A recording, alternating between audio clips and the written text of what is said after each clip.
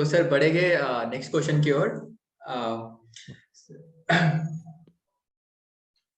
Sir कभी कभी जो हम, जैसे आपने बताया अभी, टाइम टेबल हमें बनाना चाहिए और हम टारगेट बनाते हैं वीकली डेली। तो सर कभी ऐसा होता है कि हमारा टारगेट पूरा नहीं हो पाता है किसी वजह से, तो हम एक तरीके से गिल्ट में आ जाते हैं कि मैंने ऐसा क्यों किया या मैं क्यों नहीं कर पाया है ये सब कुछ, और हम खुद को कोसना शुरू करते हैं। तो यहाँ पर क्या बोलना चाहेंगे सर आप? ये क्यों होता है, इसके लिए एक तो दो कारण हो सकते हैं मेरे हिसाब से। एक तो आपने जो टारगेट रखा था, आपने बहुत बड़ा टारगेट रख दिया, जितनी आपकी क्षमताएं हैं उससे बहुत ज्यादा, तो वो पूरा ओके। नहीं हुआ। नहीं तो दूसरा कारण हो सकता है कि कोई डिस्ट्रैक्शन आ गया। हाँ, ये दो जिनाइन कारण हो सकते हैं। आपने नहीं किया, ये तीसरा कारण भी हो सकता है। ओके। लेकिन हाँ, हाँ लेकिन वो जिनाइन कारण नहीं है। तो फिर आप एग्जाम से दूर भाग रहे हो, ये आप समझ लीजिए, अगर तीसरा कारण है तो। अगर ये दोनों में से कोई कारण है तो पहला पहला अगर कारण है तो उसके लिए तो है, उपाय है कि आप अपने टारगेट को रैशनल बनाइए। ओके। जितना आप कर सकते हैं अपनी क्षमताओं के अनुसार टारगेट रखिए। बहुत बड़ा रखेंगे तो ये तो रोज ही होगा, आप चाहे कितनी भी पढ़ाई कर लो, फिर तो आपकी इससे सर क्षमताएं क्या। उल्टा डिमोटिवेट पर्सन होगा अगर, मतलब वो। हाँ, डीमोटिवेट हो जाएंगे आप, और कुछ नहीं हो पाएगा, उससे हासिल नहीं होगा। आपकी क्षमताएं जैसे जैसी बढ़ती जाएंगी, तब आपके टारगेट्स भी बढ़ते जाएंगे। शुरू में ही आप बहुत बड़ा टारगेट रखने की कोशिश मत कीजिए, जितना आपसे होता है उतना रखिए। और दूसरा, अगर आपका डाइवर्जन है तो वो फाइंड आउट कीजिए कि वो डाइवर्जन कोई काम आया है तो वो टेम्पररी हो, 1 घंटे 2 घंटे के लिए, और ज्यादा से ज्यादा 1 दिन के लिए हो। उससे ज्यादा आपका वो डाइवर्जन नहीं होना चाहिए, दूसरा काम नहीं होना चाहिए। किसी और काम को अपने आप पर हावी मत करने दीजिए। अगर ऐसा हुआ तो आप बुरी तरह से फंस जाएंगे। सो एक तरीके का ट्रैप है सर, मतलब ये। ट्रैप है। आप 1 दिन पढ़ाई रोक देंगे, आप 2 दिन पीछे चले जाएंगे। या आपने 3 दिन पढ़ाई रोक दी, आप 1 हफ्ते पीछे चले जाएंगे। सर तो जैसे मुझे बताइए, जैसे कि अभी नए बच्चे जो प्रिपरेशन में आते हैं, तो कभी कभी कुछ बच्चों का मतलब गैप हो जाता है उनके पढ़ाई से, मतलब उन्होंने किताब पकड़े हुए 2 साल 3 साल बीत जाते हैं, जो बाद में जॉब के बाद इस प्रिपरेशन में आए हैं। तो जैसे कि वो एकदम से मतलब प्रिपरेशन स्टार्ट करते हैं, तो अराउंड वो 2 घंटे भी जगह पे उन्हें बैठ के नहीं होता है या वो पढ़ के नहीं होता है। सर सेम केस मेरे साथ हो रही थी। इवन मैं लिखना तो जो है पेन, वो मैंने अच्छे से पकड़ा 2 साल बाद मैं पकड़ा था। तो वो हैंड राइटिंग में भी काफी वेरिएशन आ रहे थे। तो मैं मेरी छोटी सिस्टर है सर, वो 10th में है अभी। तो मैं उसे देखता था तो उल्टा वो मेरे से ज्यादा पढ़ रही है, टाइम पर उठ रही है, टाइम पर सब कुछ पढ़ाई कर रही है। तो मुझे ऐसा लगता था मतलब हम मुझे क्या हो गया, मतलब हम उल्टा, मतलब हम क्या सब कुछ जैसे भगवान, मतलब अपने हनुमान जी जो है वो भूल गए थे सब कुछ, उन्हें याद दिलाना पड़ा था। तो वैसे टाइप का कुछ फील उस टाइम आ रहा था सर। तो ये ऐसा मतलब एकदम से राइट। शिफ्ट शिफ्ट करना कैसा है मतलब? हाँ, ये चीजें बताती है कि आप इंसान हैं, ओके। आप मशीन नहीं है। और देखिए, मशीन को भी देखिए, अगर उसे बंद रखा जाए तो वो रीस्टार्ट होने में कुछ समय लेती है। हो सकता है कि उसे रिपेयर भी करना पड़े। आपकी बाइक होगी, आपके पास स्कूटी होगी, तो आप ये समझिए कि अगर आपने उसे 8 दिन नहीं चलाया, तो वो आपने जैसे ही बटन प्रेस किया वैसे वो शुरू नहीं होगी जैसे वो पहले होती थी। ओके। तो ये हम भी वैसे ही है, हमारा शरीर भी एक मशीन ही है, हमारा ब्रेन भी एक मशीन है। तो हमें उसे स्टार्ट करने के लिए थोड़ी देर उसे चलाना पड़ेगा, फिर वो एक रूटीन में आने के लिए एक फिक्स समय लेगा। तो वो उसके बाद वो ऑटोमेटिकली चालू हो जाएगा, लेकिन उसे चालू रखना बहुत जरूरी है। ओके, मतलब हाँ, कंसिस्टेंसी होनी चाहिए। Consistency is the key. उसके उसे कोई रास्ता नहीं है। और हमें कोशिश कर देनी चाहिए कि जल्द से जल्द वो पहले जैसे रूटीन में आ जाए। Okay sir. सर हाँ, सर तो यूपीएससी के बारे में अगर बात की जाए, तो यूपीएससी को मतलब ऐसी कौन सी चीज है जो उसे और महान बनाती है, या लोग उसकी इतनी रिस्पेक्ट करते हैं, मतलब या इतना बड़ा उसका यूफोरिया बना हुआ है, ऐसा एक अलग तरीके का दबाव, तो ये क्या है, मतलब ऐसा अट्रैक्शन लोगों में यूपीएससी के प्रति इतना कैसे, मतलब? देखिए, इसके लिए यह यूपीएससी को ने की ये खुद की कमाई है। एक जो प्रोसेस है यूपीएससी के सिलेक्शन प्रोसेस, वो बहुत ही मैच्योर है, ओके। अनबायस्ड है। और यूपीएससी ने अपना रेपुटेशन वो बना कर रखा है। अगर यूपीएससी सिलेक्शन करती है किसी बच्चे का, तो वो बहुत ही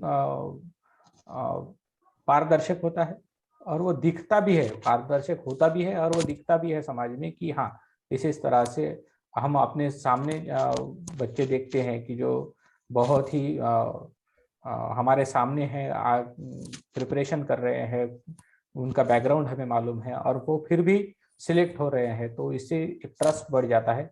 और उसके बाद आता है वो सर्विसेज, जो सर्विस हम ज्वाइन करते हैं वो बहुत बड़ी सर्विसेज है और भारत को चलाने वाली सर्विसेज है।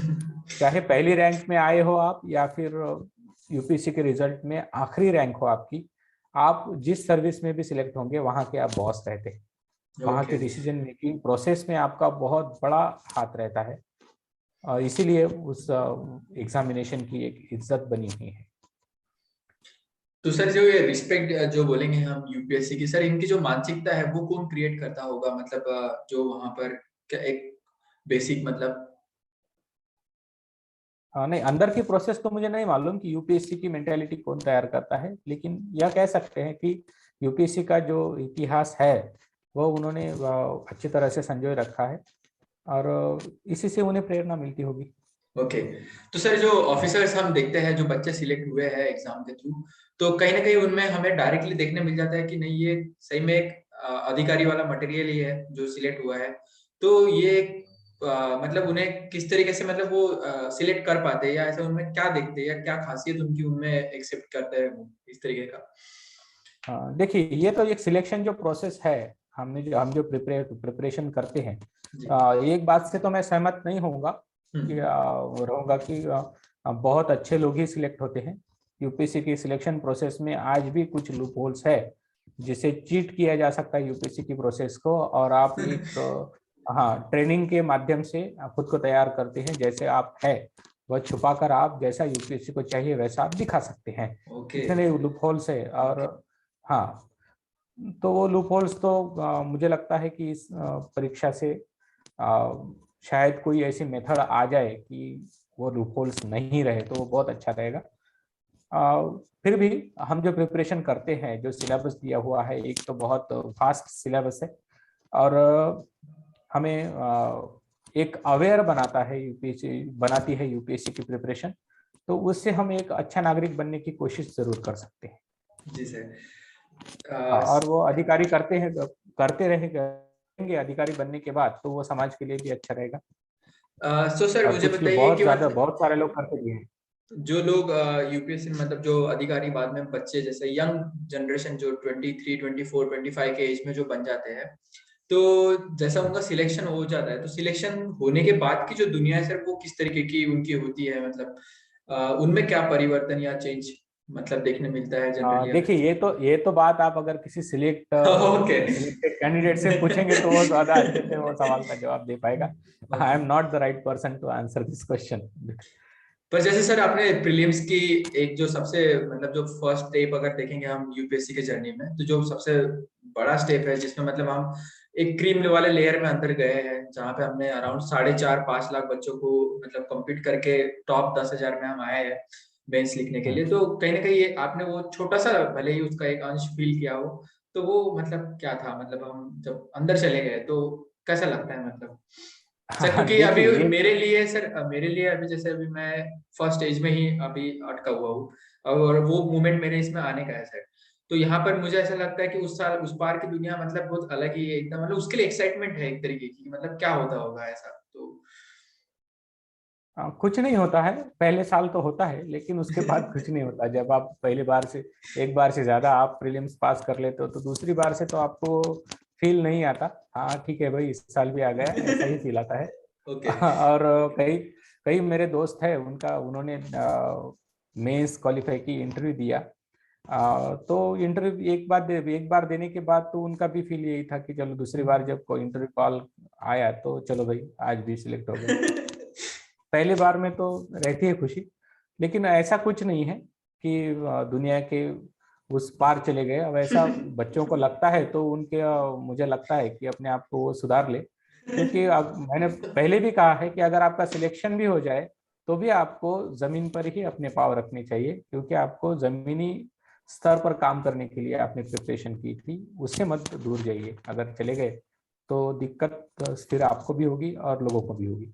तो सर अगर प्रिपरेशन वाइज देखा जाए तो जैसे कि 3 स्टेज है हमारे यूपीएससी के, मतलब प्रीलिम्स हो गया, मेंस हो गया और इंटरव्यू हो गया। तो आप प्रीलिम्स को एज ए परसेंटेज के हिसाब से कितना मतलब हेवीनेस देना चाहेंगे कि आप अब मतलब यूपीएससी की जर्नी में यहाँ तक आ गए हो, जैसे कि हम बोलेंगे कि मतलब 60% आपने यूपीएससी डन कर लिया, ऐसा इस तरीके से अगर परसेंटेज डिवाइड किया जाए तीनों स्टेजेस के बीच में तो वो क्या होगा?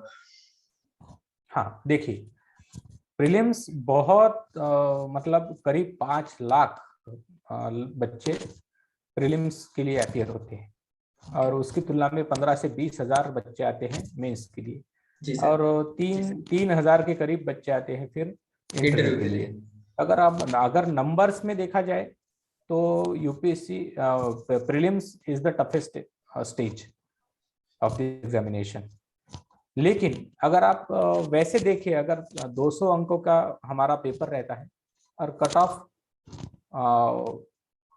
अराउंड आज तक 2016 में सबसे बड़ा कट ऑफ था 116 का। मैं ओपन के लिए, ओपन कैटेगरी के लिए बात कर रहा हूँ। जी सर। तो अगर आपने सबसे बड़ा कट ऑफ भी अगर आपने ध्यान में रख लिया तो आपको 120 के ऊपर आज तक 116 के ऊपर गया नहीं है कट ऑफ, हम 120 लेकर चलते हैं। अगर आपने पहले से ही अपनी कंपटीशन तय कर ली, अपने आप को तय कर लिया कि मुझे 120 के करीब मार्क्स लेकर आने हैं प्रीलिम्स में, तो आप प्रीलिम्स क्वालिफाई हो। आपको किसी के साथ कंपटीशन करने की जरूरत नहीं है, you are already out of competition, और एक सुरक्षित रूप से। और देखिए 92 भी है, 92 कट ऑफ है इस साल का, हाँ सर। मतलब पिछले साल का। इस साल का तो अभी आना है बाकी, तो इस साल का तो कम ही रहेगा शायद, या फिर उतना ही रहेगा, उससे ज्यादा नहीं जाएगा, क्योंकि तो अगर अभी प्रिपरेशन रीसेट। के प्रिपरेशन के पॉइंट ऑफ व्यू हाँ देखें तो अराउंड मतलब नियर अबाउट 50% रोल या 50 to 60% रोल प्रीलिम्स में हमने मतलब नहीं, प्रोसेस में। मैं नहीं कहूंगा। मैं ओके। कहूंगा कि आपको प्रीलिम नहीं तो बच्चे क्या करेंगे, गलत मैसेज ले लेंगे अगर ओके। परसेंटेज में देखिए तो। ओके। हाँ, तो मुझे जो कहना है, आप क्या करिए, आप प्रिपरेशन मेंस के लिए करिए। आप ओके। प्रीलिम्स के लिए प्रिपेयर मत कीजिए यार शुरुआत से। आपका मेंस का सिलेबस बहुत वास्ट है, बहुत ही वास्ट है, और आपको उसके लिए प्रिपेयर करना है, आपके बेसिक्स कवर करना है, आपके जो कंटेम्पररी एंड करंट टॉपिक्स है उसकी तरफ आपको ध्यान देना है। आपको जो करंट की नंबर्स है गवर्नमेंट के, वो आपको मालूम होने चाहिए। सोशल इश्यूज के नंबर आपको मालूम होने चाहिए, जिसे जिसे हम आंकड़े कहते हैं, वह आंकड़े आपको मालूम होने चाहिए। तो उसके लिए आपको प्रिपेयर करना है, तो आप मेंस के लिए प्रिपेयर करिए। प्रीलिम्स में आपका हो जाएगा अगर आपकी मेंस की प्रिपरेशन अच्छी है तो। जी और सर। उसके लिए हाँ, बच्चे घबराते कहाँ पे हैं मेंस के प्रीलिम्स में? नेगेटिव मार्किंग से। आप, मैंने देखे हैं पढ़ाने वाले लोग जो पढ़ाते हैं यूपीएससी के स्टूडेंट्स को कॉम्पिटिटिव एग्जामिनेशंस के, वैसे कई लोगों के साथ मैंने पेपर दिए हैं, तो वो उनका एवरेज पेपर सॉल्विंग था 70 से 75 अंक मार्क्स सवाल, 70 ओके। से 75। हाँ, 70 to 75 क्वेश्चंस वो सॉल्व कर रहे थे। आउट ऑफ मैंने 100। सोचा भाई, हाँ आउट ऑफ 100। मैंने सोचा ये, मैंने उनसे पूछा कि ये क्यों कर रहे हो, तो बोले निगेटिव मार्किंग है, क्या करेंगे गलत क्वेश्चन टिक करके। तो मैं सॉल्व करता हूँ 90 या फिर उससे अबव, ओके। और मेरा रिजल्ट आ जाता है। और प्रिपरेशन की स्टेज देखें तो उनकी और मेरी सेम है, लेकिन वो 70 से 75 सवाल हल करते हैं, बाकी के छोड़ देते हैं, तो उनका रिजल्ट नहीं आता है। क्योंकि प्रीलिम्स में क्या है, आपको 100% श्योरिटी नहीं होती है बहुत ज्यादा सवालों में। और हाल ही के अगर हम सवाल देखें तो आपको तो मुश्किल से, आपकी कितनी भी अच्छी पढ़ाई हुई हो, 30 से 40 सवाल आपके कंफर्म बराबर होते हैं, और उसके बाद तो आपको गेस वर्क करना पड़ता है, इंटेलिजेंट गेस वर्क। और ओके। उसमें हमारे, हाँ, तो उसके लिए इंटेलिजेंट गेस वर्क करते समय आपको आपको आपने अगर, मेरा पैमाना है कि मैं अगर 3 में से चार में से एक भी ऑप्शन एलिमिनेट कर सकता हूं, और वो कंफर्म है कि ये जवाब नहीं है, तो बचे हुए 3 में से मुझे गेस करने में कोई तकलीफ नहीं जानी चाहिए। ओके। सर अगर केवल वही फर्स्ट। सवाल मैं छोड़ देता हूँ जिसके चारों में से कुछ भी मुझे मालूम नहीं है। ओके तो सर, ये तो सर आपको मैं करना पड़ेगा, हाँ बिल्कुल और बिल्कुल तभी सर। रिजल्ट आएगा। तो सर जैसे कि आपके 3 प्रीलिम्स रहे हैं, तो आपका स्कोर क्या क्या रहा है, मतलब प्रीलिम्स के उनका थोड़ा बहुत अगर याद होगा हाँ आपको। हाँ हाँ, 92 था ओके सर, पहले साल का, 2017 वाला। 2017 का। उसके बाद 88। ओके। हाँ, और उसके बाद आया था 98। मतलब इन्हें परसेंटेज के इस पर मापना मतलब एक तरीके से गलत होगा, मतलब ये एक गलत ही। होगा क्योंकि ओके। बच्चे फिर मैसेज गलत ले लेंगे कि प्रीलिम्स को इतना ज्यादा वेटेज देना है, 60% है, हाँ लेकिन भाई हाँ। प्रीलिम्स आपका मेंस का ही एक भाग है ओके। उसमें से। हाँ, अगर आपकी मेंस की प्रिपरेशन अच्छी है तो आप प्रीलिम्स भी क्वालिफाई कर जाओगे, उसमें कोई दिक्कत नहीं आएगी। जैसे कि सर इसे हम कॉन्स्टिट्यूशन से मतलब संविधान से जोड़ के देख सकते हैं कि जो हमारा प्रीएम्बल होता है उसे हम प्रीलिम्स का एक छोटा सा रूप, मतलब अगर आपको कॉन्स्टिट्यूशन का ओवरऑल नॉलेज है तो आप प्रीलिम्स जैसा प्रीएम्बल उसकी एक आत्मा तो शायद उससे हम। हाँ हाँ। ओके। Right right. कि हमारा नेक्स्ट सवाल कि पेरेंट्स का मतलब ये जो कॉम्पिटिटिव रोल है, तो इसमें हमें स्टूडेंट तो अवेयर होते हैं कैसे माहौल हो कैसा हो, बट पेरेंट्स कभी कभी एक्सट्रीमली बहुत हार्श बिहेवियर करते हैं बच्चों के साथ में, कि मतलब इतने साल लग रहे हैं आपको, या इतना समय आप ले रहे हो, बाकी बच्चे यहाँ पर लग गए वहां पर लग गए। तो इस तरीके का जब क्रूअल ट्रीटमेंट होता है तो एक तरीके से बच्चा टूट जाता है, आगे वाला जो प्रिपेयर कर रहे हैं। तो इस कंडीशन में मतलब उसे सपोर्ट की जरूरत होती है और वो इधर उधर भटकता है ऐसा। तो यहाँ पर सर मतलब ऐसा, यहाँ पे हमें पेरेंट्स को भी अवेयर करने की जरूरत है। तो जैसे कि यहाँ पे कुछ पेरेंट्स भी हमारा वीडियो देख रहे होंगे, तो उनके लिए एक किस तरीके का मतलब संदेश होगा कि मतलब पेरेंट्स ने किस तरीके का होना चाहिए, या उन्होंने किस तरीके का माहौल बनाकर देना चाहिए अपने बच्चों को जब वो कॉम्पिटिटिव एग्जाम के लिए प्रिपेयर कर रहे हो।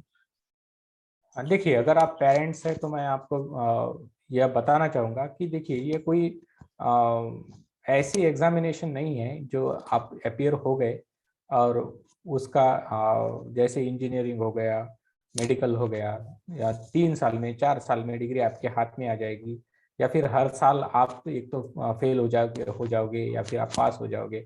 ऐसा कुछ रहता है, ऐसा नहीं है यहाँ पे। तो और पूरी भारत भर के बच्चे इसमें सिलेक्ट होते हैं, और सिलेक्शन का रेशियो जो है वो बहुत ही कम है, 0.01% परसेंटेज में अगर हम देखें तो इतने बच्चे हर साल सिलेक्ट होते हैं और बाकी के फेल होते रहते हैं। तो ये बात मैं आपको यहाँ पे ज़रूर बताना चाहूँगा कि इस प्रोसेस में चाहे कितना भी समय लगे, आपको अपने बच्चों को देना चाहिए, उन्हें सपोर्ट करना चाहिए। और बजाय यह देखने के कि उसका रिजल्ट आया है या नहीं, आपको यह देखना चाहिए कि आपका बच्चा, आपकी बेटी अगर मन लगाकर पढ़ाई कर रही है तो एक दिन उसका रिजल्ट जरूर आएगा। हाँ, ओके उसकी सर। पढ़ाई की तरफ आपने ध्यान जरूर देना चाहिए, एक पेरेंट के रूप में, एक जागरूक पेरेंट के नाते आपने उसकी पढ़ाई की तरफ ध्यान देना चाहिए। लेकिन ओवर क्या बोलते हैं, अगर पास आपने उससे हाँ पास या फेल के बेसिस पे उसे जज नहीं करना चाहिए, मतलब कि। हाँ, उसे वो पास या फेल के हिसाब से तो जज हो गया, वो करना ही नहीं चाहिए, वो गलत है यहाँ पे। तो यूपीएससी नहीं, कोई भी कॉम्पिटिटिव एग्जामिनेशन। ठीक है सर। तो सर वो क्या क्या बेसिक मतलब वो दे सकते हैं, प्रोवाइड कर सकते हैं माहौल, मतलब वो हाँ, कौन सी देखिए, वो भी फैसिलिटीज फिर बन। आपके पास कितने रिसोर्सेस है, या इस बात पर डिपेंड करता है। मेरी इतनी हैसियत नहीं थी कि मैं टेबल और कुर्सी घर में लेकर बैठूं या रूम में लेकर बैठूं। तो मैंने क्या किया था, मैं लाइब्रेरी में चला गया था। वहां पे मुझे टेबल मिलती थी, कुर्सी मिलती थी, फैन मिलता था, और किताबें भी मिलती थी। सारी चीजें एक जगह जगह पर मिलती थी। तो यह भी रास्ता हो सकता है। पेरेंट्स अगर नहीं दे सकते हैं तो सबसे बड़ी चीज अगर पेरेंट्स कोई दे सकते हैं तो वो है support, okay. Mental support, emotional support. Intellectual support कोई फैमिली दे सकती है नहीं, या फिर नहीं दे सकती। मेरी फैमिली इंटेलेक्चुअल सपोर्ट दे ही नहीं सकती थी, इकोनॉमिक सपोर्ट दे ही नहीं सकती, लेकिन इमोशनल सपोर्ट मुझे बहुत दिया, ओके। और इसी कारण मैं आज यहाँ पर पहुँच सका हूँ। तो ये भी बहुत बड़ी चीज़ होती है। बाकी आपके बच्चे को आप छोड़ दीजिए कि वो कहाँ से बाकी की चीज़ें ले, तो वो ले सकते हैं वहाँ से। आप अंसारी सर की वीडियोस देख लीजिए, वो बहुत ही आपको मोटिवेट करेंगे कि कहाँ से हम बाकी की चीज़ें ले सकते हैं। उनकी फैमिली सिर्फ उन्हें इमोशनल सपोर्ट दे सकती थी, ना इकोनॉमिक सपोर्ट पूरी तरह से दे सकती थी, और ना ही इंफ्रास्ट्रक्चर कोई दे सकती थी। तो उन्होंने खुद पुणे में रह के वो मैनेज किया था। तो आपको भी करना चाहिए। तो जैसे कि मैं व्यूअर्स को बताना चाहूंगा, जो अंसारी सर है वो आईएएस है, और सबसे कम एज में वो आईएएस ऑफिसर बने थे हमारे पूरे इंडिया में at the age of 21। Sir right sir मैं? नहीं, वो तो बहुत सारे बच्चे हैं जो 21 की एज में बने थे। अन शायद वो अकेडमी के फाउंडर। फर्स्ट सर फर्स्ट थे शायद। नहीं, अन अकेडमी के फाउंडर उसके पहले सर वो रोमन सैनी। रैंक 18 थे हाँ वो शायद। तो, हाँ रैंक 18 थी ना, और इनकी तो 300 के पार थी, 361 ओके थी शायद अंसारी सर। ओके। तो उनके बैकग्राउंड जो था वो ज्यादा संघर्षमय था, इसलिए हाँ उन्हें मैक्सिमम लोगों के वो आइडियल्स है वो कंडीशन के लिए। और सर इसमें जैसे सिलेक्शन रेट अगर हम देखा जाए तो ज्यादा मतलब जो ज्यादा ऐसे मिडिल फैमिली से बिलोंग करके आते हैं बच्चे, या जिन्होंने ज्यादा संघर्ष उनके लाइफ में झेला है, उनका सिलेक्शन रेट कहीं ना कहीं ज्यादा होता है मतलब। तो इसमें ऐसा मतलब क्या होता होगा इस तरीके का? देखिए, ऐसा कोई डेटा तो हमारे पास नहीं है हाँ कि डेटा तो नहीं है बट। जिनका संघर्ष ज्यादा है या नहीं है। मैं कहूंगा कि जो मेहनत करता है उसका सिलेक्शन होता है।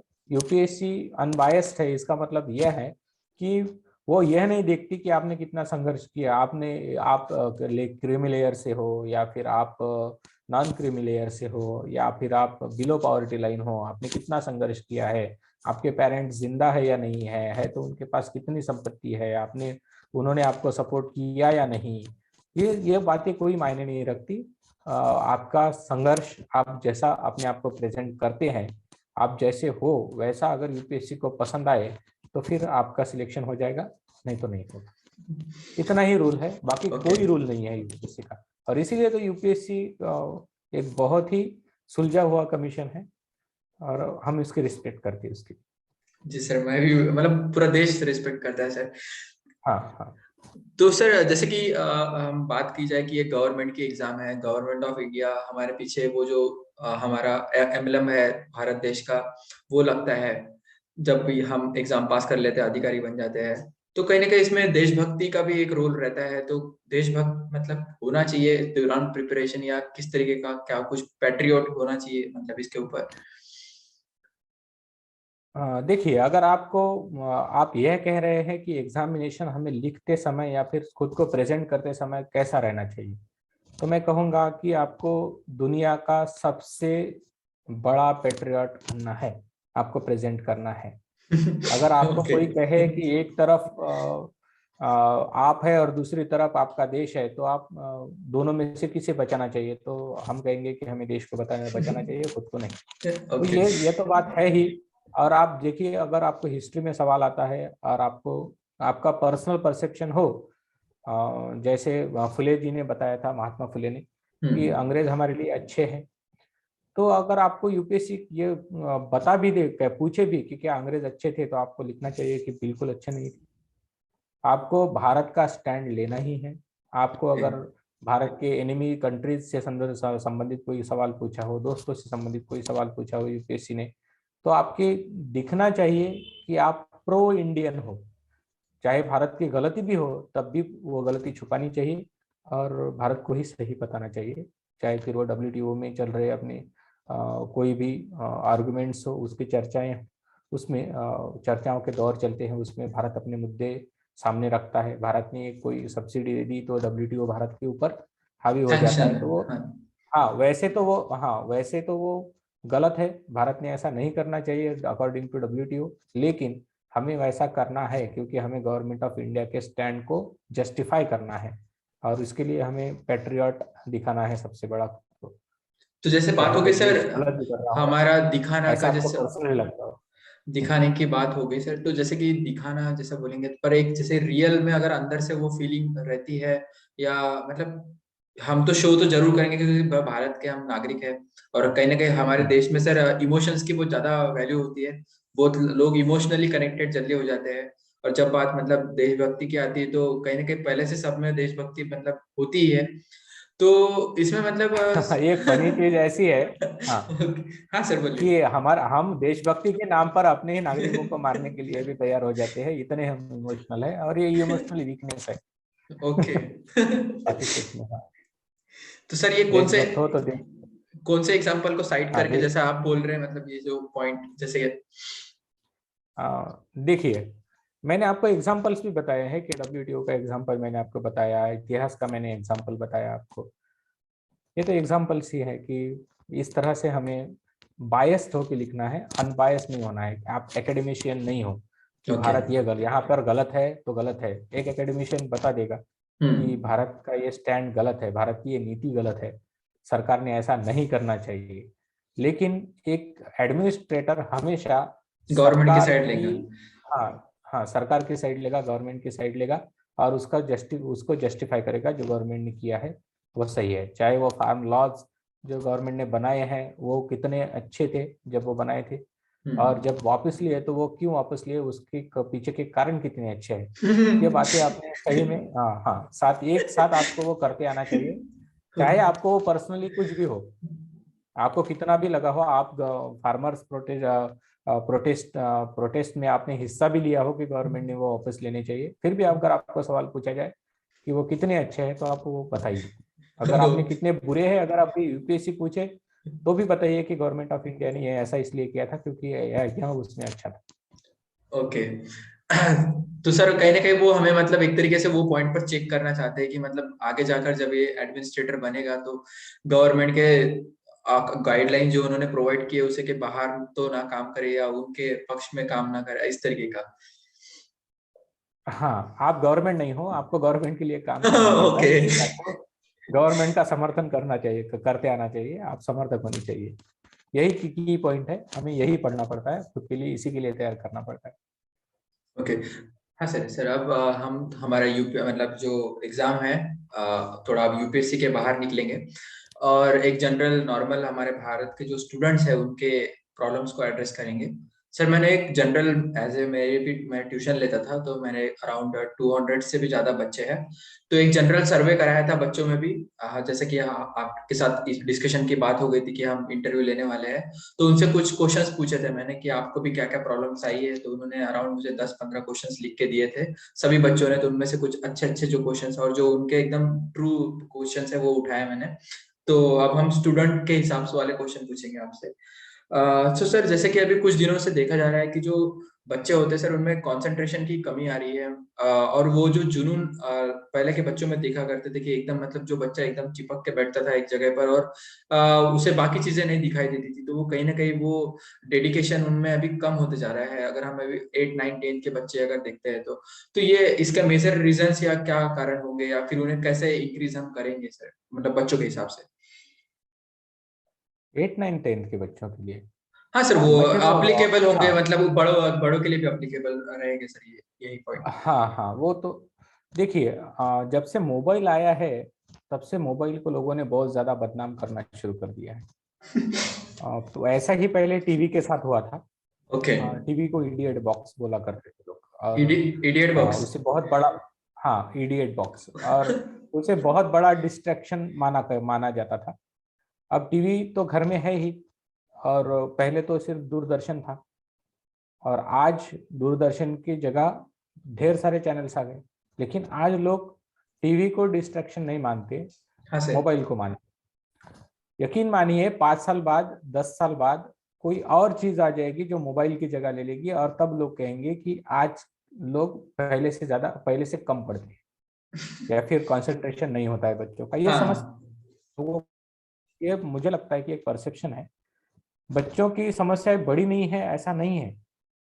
जब से अब मोबाइल आया है, और भारत में मोबाइल के यूज पर कोई भी बैन नहीं है।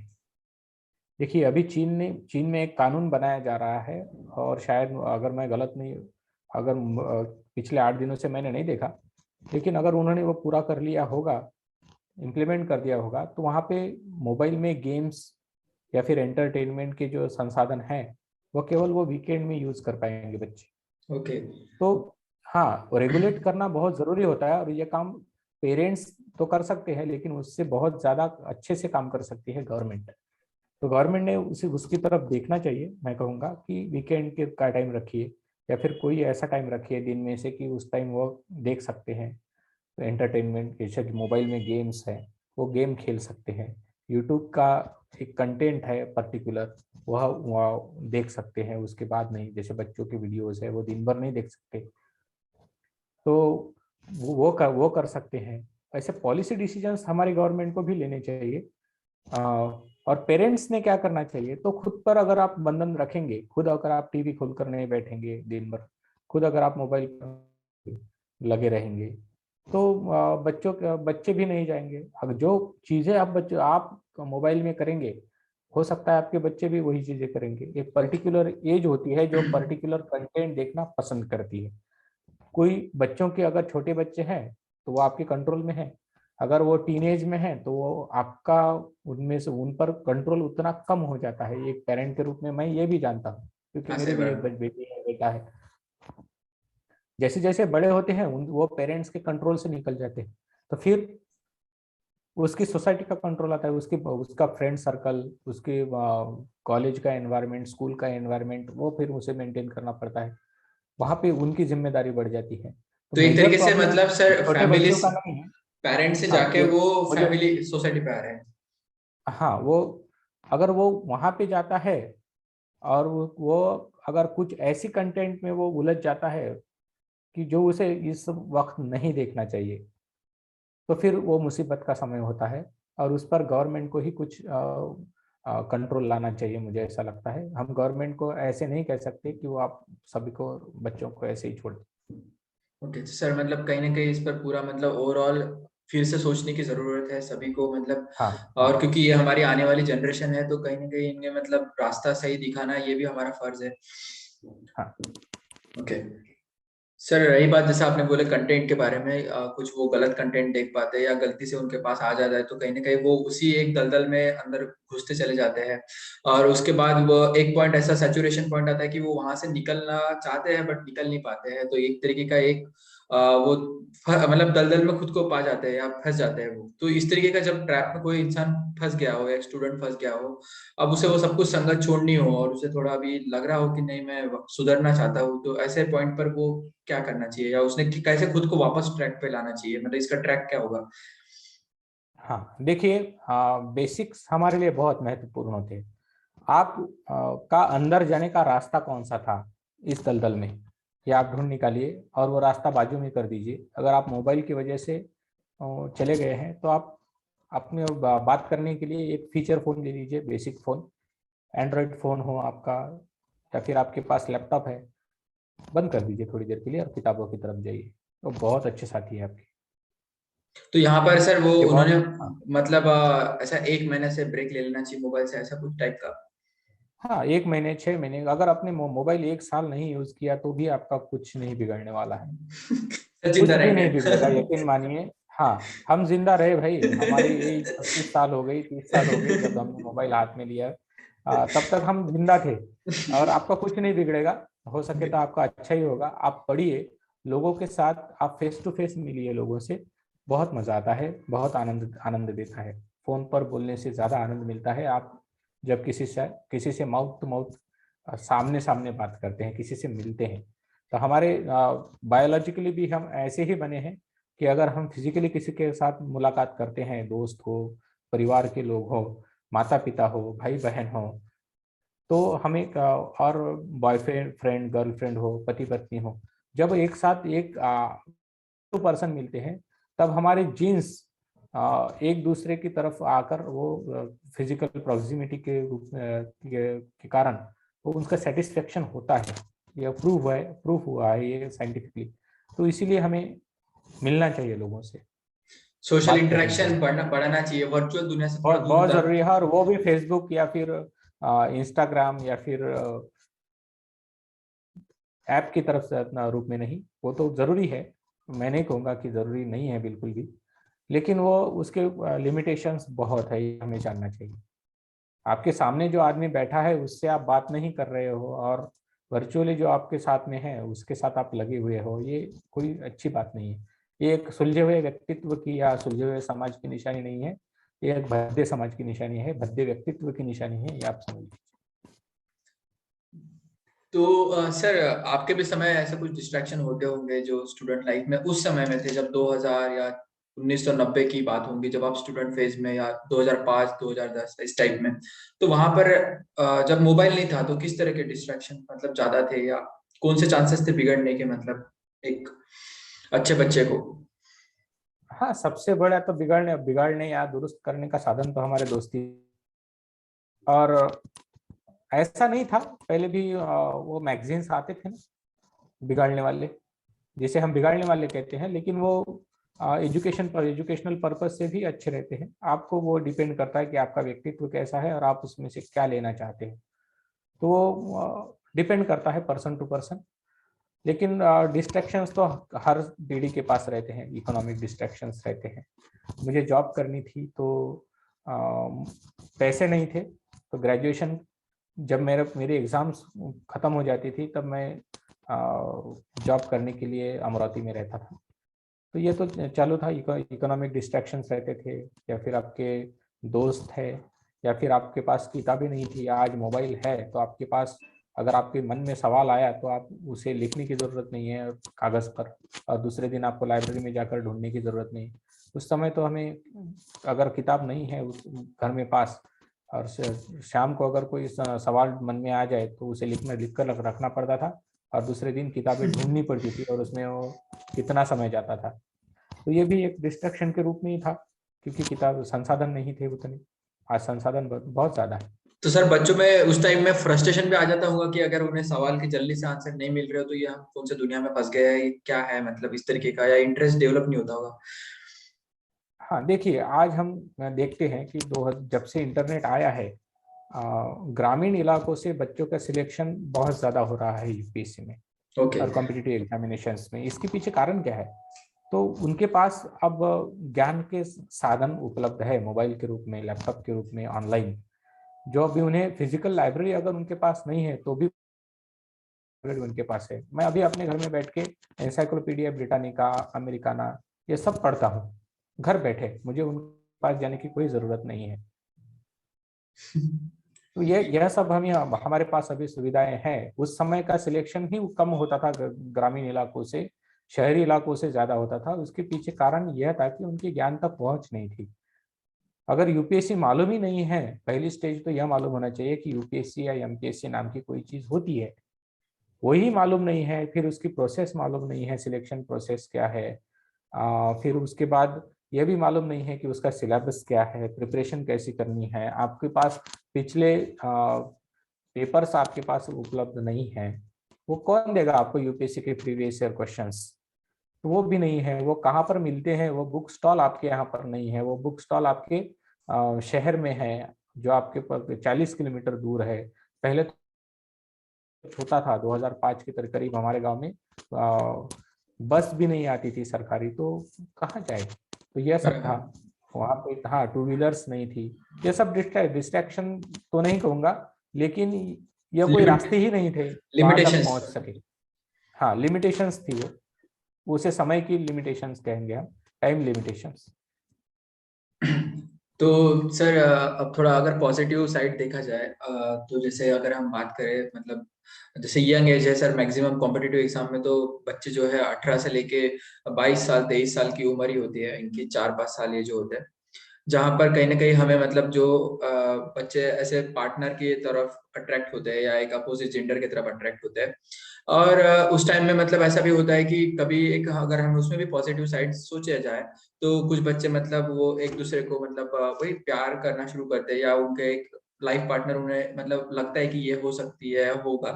तो उनका कुछ रोल होता है, या इस तरीके की चीजें नहीं करना चाहिए, या फिर जब तक कि आप सेटल ना हो तब तक के हम ये चीजों में ना जाए। यहाँ पर जैसे कि आपको तो ऐसे आप फैमिली आप अभी हो और आपने सब कुछ पढ़ा हुआ है, तो आपको क्या लगता है सर वो ऊपर से देखने से कि ये जो चीजें है ये कैसी है।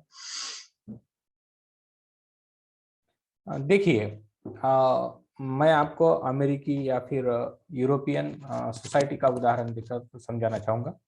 वो एक खुली सोसाइटी है, हमारी तरह वहाँ कोई रिस्ट्रिक्शंस नहीं है। तो बच्चे जैसे ही एज में आते हैं तो वो गर्लफ्रेंड बॉयफ्रेंड बनाना शुरू कर देते हैं। ओके। और दिल्ली जैसे, दिल्ली हो या फिर बॉम्बे हो, वहाँ के वहाँ का कुछ हद तक वातावरण ऐसे बन गया है हमारे यहाँ पर, जो बड़े शहर है। तो वहाँ पे वातावरण बन गया है कि वो बच्चों को इतनी छूट देते हैं कि वो गर्लफ्रेंड बॉयफ्रेंड बना सकते हैं या रख सकते हैं। तो वो कोई बुरी बात नहीं है उसमें। मैं एक मेरा निजी मानना ये है कि एक एज में पर्टिकुलर आ जाते हैं तो एक दूसरे के साथ बात करेंगे तो अच्छा रहेगा।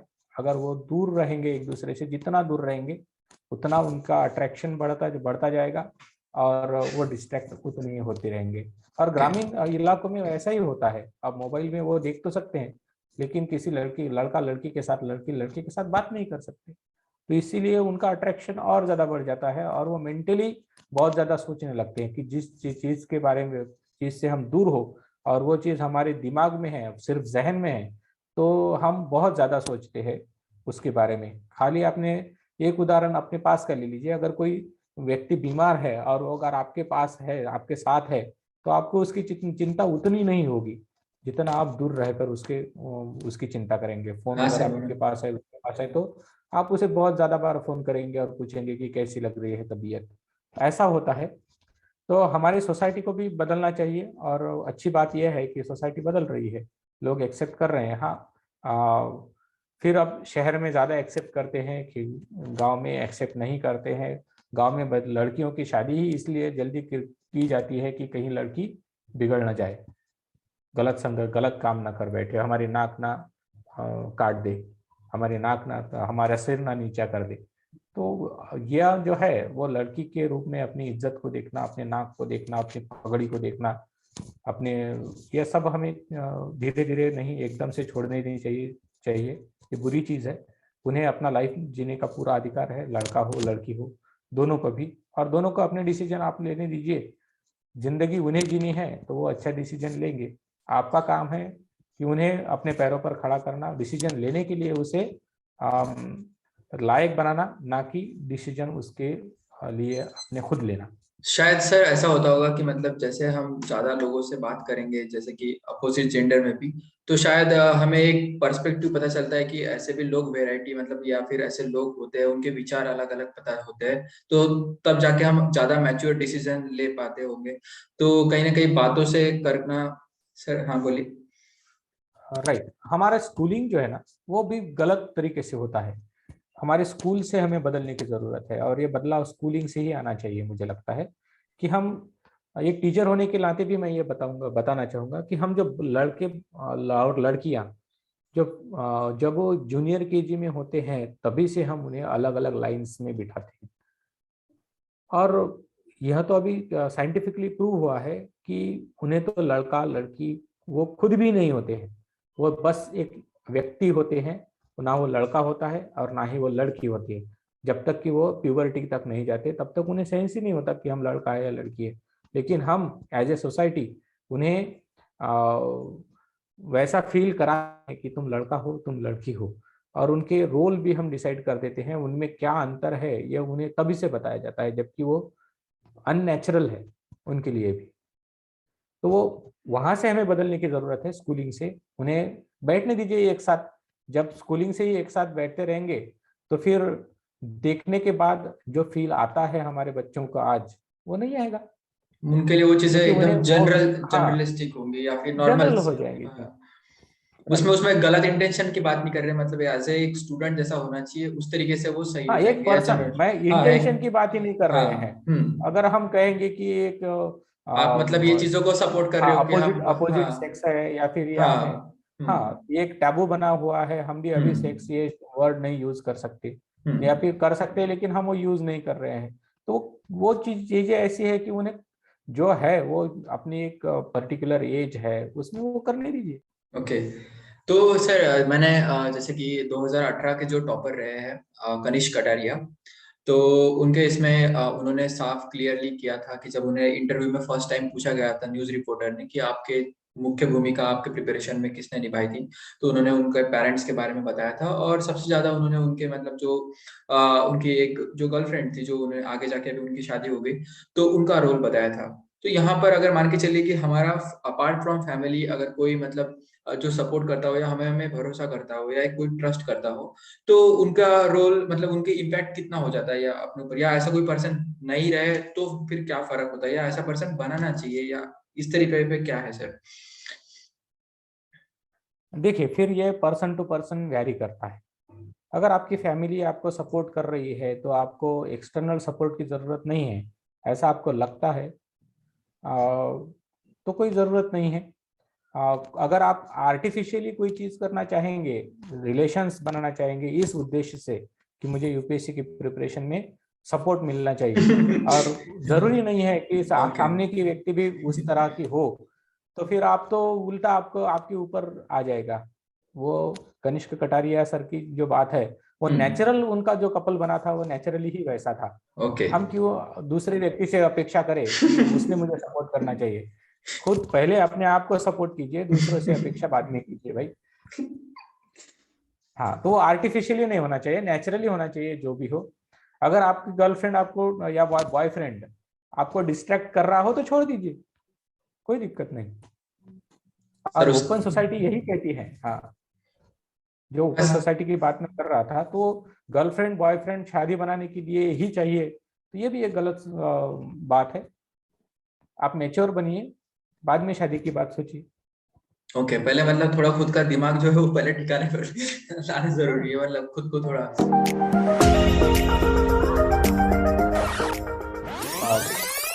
अंग्रेज जब भारत में आए थे तब उन्होंने, उनकी सिस्टम मेरिट बेस्ड थी।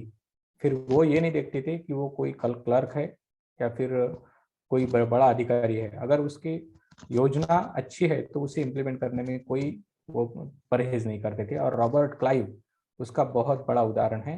अंग्रेजों की भारत में सत्ता इस्टेब्लिश करने में, उनका रूल यहाँ पे इस्टेब्लिश करने में रॉबर्ट क्लाइव का बहुत बड़ा योगदान है।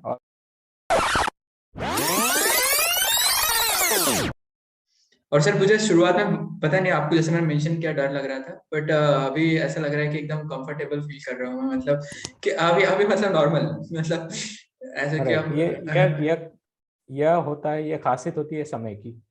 समय सब बहुत बड़ी सबसे बड़ी दवा है, ऐसे कहा जाता है। Okay sir. हेलो। हाँ, आ रही है हाँ। आवाज? हाँ सर। सर वो ऐसा हो रहा था, मतलब सर आपका जो नेट यूज कर रहे हैं, मतलब कैसे यूज कर रहे हैं, मतलब ब्रॉडबैंड कनेक्शन कोई?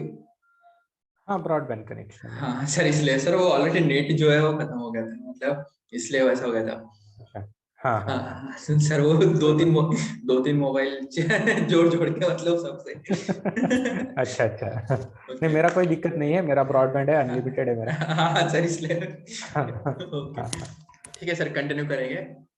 हाँ मेरे हाँ। घर के सभी लोग पूछ थैंक यू रहे, सो मच। सब लोग पूछ रहे थे कि आप किसका इंटरव्यू लेने वाले हैं, तो मैंने आपकी फोटो भी उन्हें दिखाई, उन्हें बात किया कि ये हमारे सर है, ऐसा मुझे तो वो बोले कि काफी एक अलग ही एक्सपेरिमेंट जैसा होगा ये सब कुछ।